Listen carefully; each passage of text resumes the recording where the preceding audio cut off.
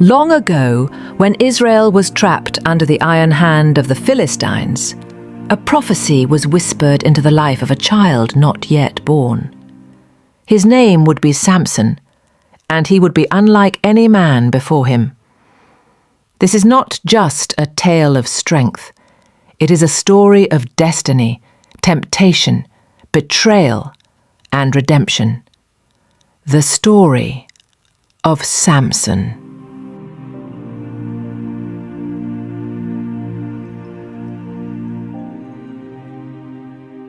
Israel had turned away from God again, and he let them suffer under the Philistines. In the days of oppression, a man named Manoah had a wife from the tribe of Dan, and she was barren. She received an otherworldly visitor. The angel of the Lord appeared and declared, "You shall conceive and bear a son. He shall be a Nazirite unto God from the womb. No razor shall touch his head, for he will begin to deliver Israel from the Philistines." Being a Nazirite meant being consecrated to the service of God. Under vows to abstain from alcohol, avoid unclean things, and letting hair grow. She told her husband of the message she received and described the messenger thus: "A man of God came into me, and he had the countenance of the angel of God. Very terrible. But I didn't ask him his name, nor where he was from." Her husband Manoah trembled at the heavenly message. He begged God to send the angel again for guidance. And once more the divine messenger appeared, but Manoah had questions. He asked the angel, "Are you the man that spoke to the woman? How shall we order the child, and how shall we do unto him?" And the angel answered, "Of all what I said to the woman, let her beware. She may not eat of the vine, nor drink strong drink, nor eat anything unclean." He assured them that the child was chosen, set apart, destined. Manoah went a step further to ask the angel to stay with them until his words came to pass. He also asked the man his name, unaware that he was an angel. Manoah said, "I want to know your name, so that we may do you honor when your sayings come to pass." And the angel answered, saying, "Why do you ask my name? It's a secret, and if you want to give honors, make your sacrifices unto the Lord." And when Manoah made his burnt offering, the smoke rose up to the heavens, and the angel ascended with it. The couple bowed their faces to the ground and worshipped, terrified that they'd die since they had seen God.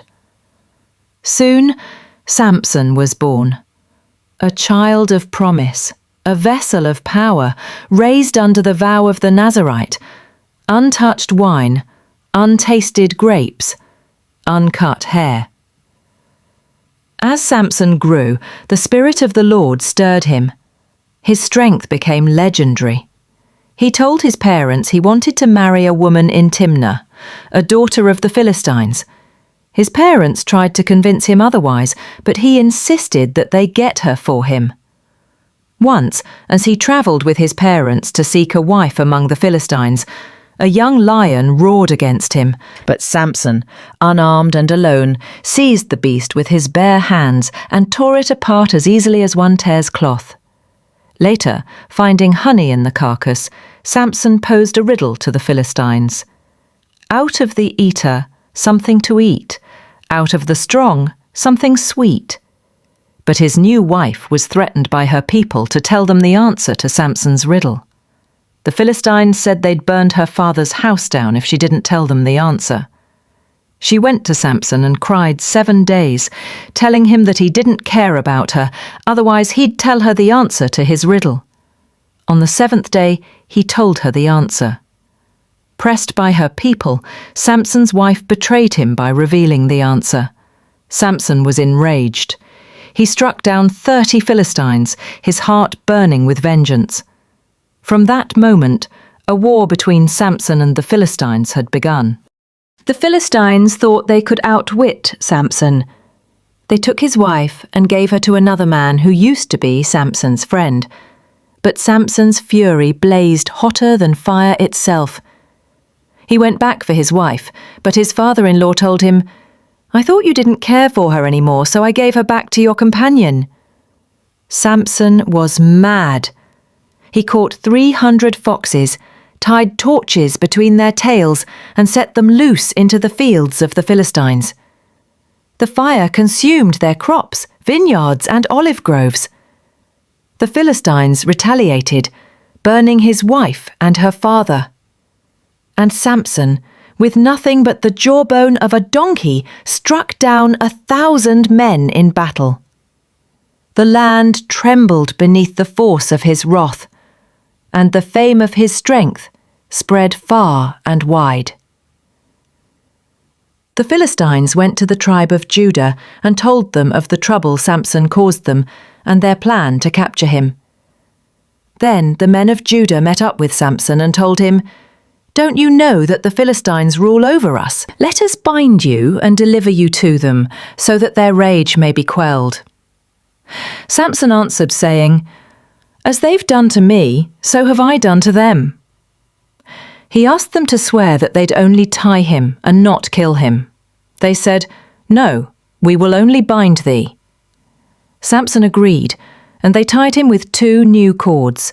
But when the Philistines shouted him, the Spirit of the Lord came upon him, and he split the cords like they were nothing, and he slayed over 1,000 Philistine men.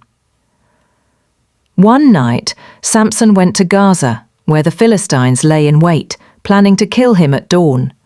But at midnight, Samson rose. He tore the city gates, massive doors of iron and wood, from their hinges. With unmatched power, he carried them upon his shoulders to the top of a hill, mocking the strength of his enemies. Truly, no man in Israel's history was like Samson. Yet even the strongest fall. When the heart is weak. Samson's weakness was not swords, nor spears, nor armies, but women. And none would wound him deeper than Delilah. The Philistine lords bribed her with silver. Entice him. Find out the secret of his great strength. 3 times she asked Samson his secret. 3 times he deceived her with lies. He'd tell her that if they tied him with 7 new vine cords, they could subdue him. As the Philistines lay in waiting, Delilah got the cords and bound him. Then she woke him, saying, "Samson, the Philistines are upon thee." Samson got up and broke the cords, and Delilah was disappointed, for she had been promised thousands of silver in payment if she could deliver Samson to the Philistines. But day after day her persistence wore him down, until finally, weary in soul, he revealed the truth. "A razor has never touched my head. If my hair is cut, my strength will leave me." That night, as Samson lay asleep, Delilah called for a man to shave off the 7 locks of his hair. His strength fled. His vow was broken. The Philistines seized him. They gouged out his eyes, bound him in bronze chains, and threw him into prison. The mighty warrior and judge of Israel, reduced to a blind slave, grinding grain like an ox. But the story does not end in chains. For while Samson suffered, his hair began to grow again. One day, the Philistines gathered in the great temple of Dagon. Thousands filled the hall, mocking and praising their false god. They brought Samson out as entertainment, laughing at the man who once terrorized their nation. Blind, broken, but not forgotten, Samson whispered a final prayer. "O Lord God, remember me, I pray. Strengthen me just once more, that I may avenge the loss of my eyes." Guided to the temple's pillars, Samson braced himself against them. With every ounce of his soul he pushed. The pillars trembled. The ground shook. And with a thunderous crash, the temple of Dagon collapsed. Samson died with the Philistines, but in his death, He struck down more enemies than he had in his life. His brethren from his father's house came and took his body to bury in Zorah, the burying place of his father Manoah. In total, Samson judged Israel for 20 years. The story of Samson is more than the tale of a strong man. It is a warning that even the mightiest fall when they surrender their hearts to temptation. Yet it is also a reminder that God, in His mercy, can redeem even the broken.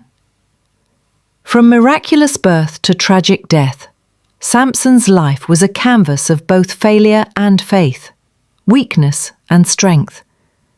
And through it all, God's purpose prevailed. Thank you for joining us today. Don't forget to like, share and subscribe for more powerful Bible stories brought to life. Hit the bell icon so you won't miss the next episode.